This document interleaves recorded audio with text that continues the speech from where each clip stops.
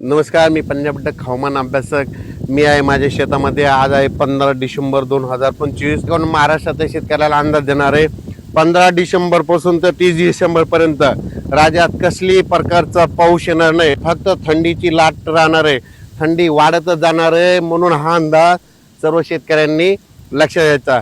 म्हणजे सांगायचं झालं तर पूर्व विदर्भ, पश्चिम विदर्भ, दक्षिण महाराष्ट्र, उत्तर महाराष्ट्र, कोकणपट्टी, खानदेश, मराठवाडा सगळीकडे तीव्र थंडीची लाट येणार आहे. म्हणून हा अंदाज सर्व शेतकऱ्यांनी लक्षात घ्यायचा.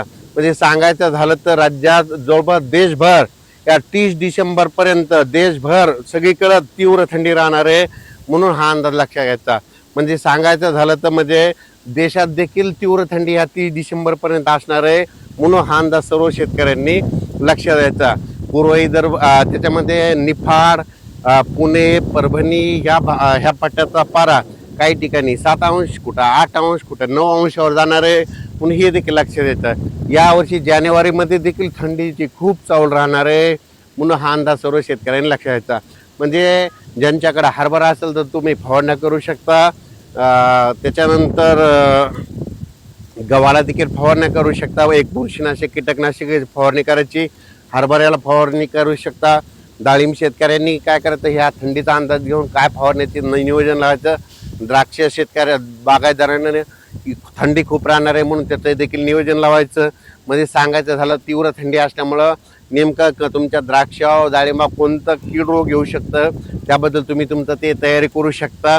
पण राज्यात मात्र कसला 30 डिसेंबरपर्यंत कसलाच पाऊस येणार नाही. फक्त मात्र थंडी खूप राहणार आहे. उत्तरेकडून वारं येणार आहे. उत्तरेकडून वारं आलं, तुम्हाला एक सांगू इच्छितो, उत्तरेकडून वारं आलं ना आपल्या कानाच्या बाळ्या थंड पडल्या की समजायचं कोणत्याही पिकावर भुरी येते. म्हणून हे सर्व शेतकऱ्यांनी निसर्गाचा सगळ्यात सोपा अंदाज लक्षात घ्यायचा. म्हणजे उत्तरेकडून थंड वारं, म्हणजे डिसेंबर महिन्यामध्ये उत्तरेकडून वारं थंड आले आणि आपल्या कानाच्या बाळ्या थंड पडल्या की कोणत्याही पिकावर भुरी, बुरशी येते, करपा येतो. म्हणून हे सर्व शेतकऱ्यांनी लक्षात घ्यायचं. पण राज्यात मात्र सगळीकडे पूर्व विदर्भ, पश्चिम विदर्भ, दक्षिण महाराष्ट्र, उत्तर महाराष्ट्र, कोकणपट्टी, खानदेश सगळीकडे चांगली थंडी राहणार आहे. म्हणून हा अंदाज लक्षात घ्यायचा. रात्री 11 वाजता अशी चांगली तीव्र अशी हे येईल, वारं सुटल्यानंतर 11च्या नंतर चांगली थंडी जाणवायला सुरुवात होणार आहे. म्हणून हे शेतकऱ्यांना लक्षात घ्यायचं.